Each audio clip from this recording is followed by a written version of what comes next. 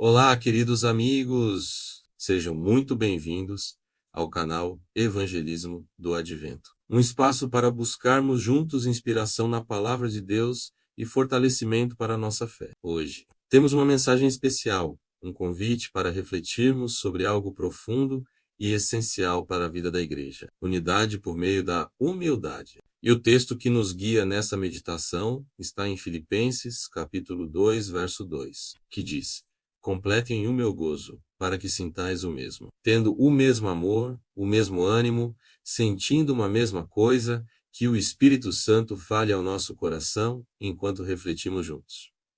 Para começar, vamos entender o contexto. A igreja de Filipos era, em muitos aspectos, um modelo. Era uma igreja que Paulo amava profundamente, uma comunidade fiel, generosa, missionária e dedicada ao Evangelho. Eles apoiavam o ministério de Paulo de forma consistente. No entanto, mesmo em um lugar tão abençoado, começaram a surgir tensões internas. O apóstolo percebeu que havia pequenas faíscas de discórdia. Não eram problemas doutrinários graves, como em outras igrejas, mas sim atitudes, palavras mal colocadas, sentimentos guardados no coração, talvez rivalidades sutis entre membros. Paulo, com sua sensibilidade pastoral, entende que essas pequenas fissuras, se não fossem tratadas, poderiam crescer e comprometer seriamente o testemunho cristão daquela comunidade. Por isso, ele escreve com muito carinho, mas também com a firmeza espiritual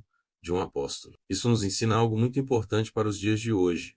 Até as igrejas mais saudáveis e ativas precisam cuidar da comunhão com atenção e diligência. A desunião raramente começa de forma grandiosa e escandalosa. Ela nasce nos detalhes que ignoramos. Um comentário mal interpretado, uma ofensa não perdoada, uma competição velada por reconhecimento. Paulo nos alerta que a saúde espiritual de uma igreja não se mede apenas por suas atividades ou por sua teologia correta, mas também pela qualidade dos relacionamentos entre seus membros. A unidade é um tesouro que precisa ser guardado. Mas qual é a raiz desses conflitos? Paulo não demora a diagnosticar o problema. Ele vai direto ao ponto no verso 3, com uma clareza impressionante.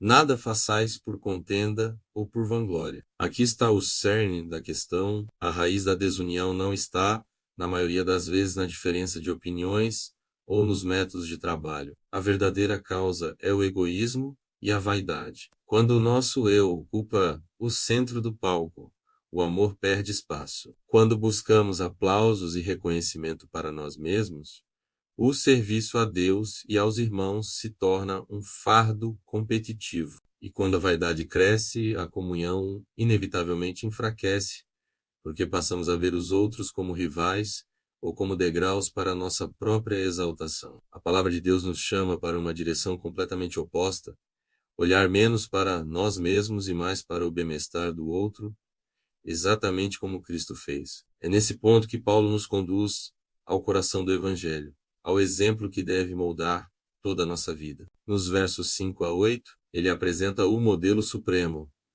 de sorte que haja em vós o mesmo sentimento que houve também em Cristo Jesus. E que sentimento foi esse? Jesus, sendo Deus em sua essência, não se apegou desesperadamente à sua glória divina, à sua posição de igualdade com o Pai. Pelo contrário, ele se esvaziou. Ele abriu mão de seus privilégios, assumiu a forma de servo, tornou-se humano. E não parou por aí, ele se humilhou ainda mais, sendo obediente até o ponto extremo da morte. E não uma morte qualquer, mas a morte de cruz, a mais humilhante e dolorosa daquela época. A cruz, amigos, redefine completamente o nosso conceito de grandeza. No reino de Deus, a lógica é invertida.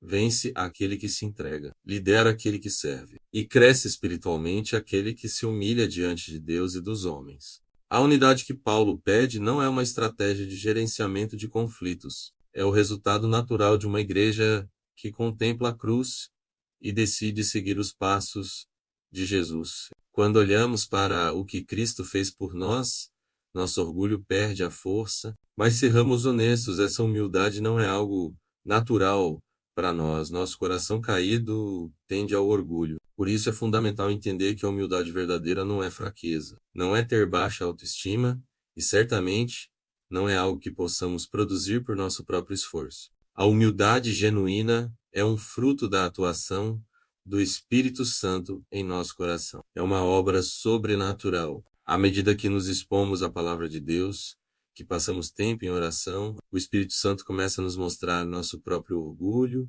ele ilumina as áreas escuras da nossa vida, trata as feridas que nos levam a ser defensivos e, pouco a pouco, transforma nossas motivações. Ter a mente de Cristo é permitir que Deus mude nossa forma de pensar, de falar e de agir. Essa transformação é um processo diário, muitas vezes silencioso, mas profundamente real e poderoso. E essa mensagem se torna ainda mais urgente quando olhamos para o tempo em que vivemos. Vivemos tempos desafiadores. O mundo ao nosso redor está cada vez mais dividido, polarizado e marcado por conflitos de todos os tipos. Nesse cenário de fragmentação, Deus chama a sua igreja para ser um sinal vivo e contracultural de unidade. Nos últimos dias da história deste mundo, a Bíblia nos diz que os desafios serão imensos e somente uma igreja unida em Cristo terá a força espiritual para enfrentar esses desafios e cumprir a missão de pregar o Evangelho a todo o mundo.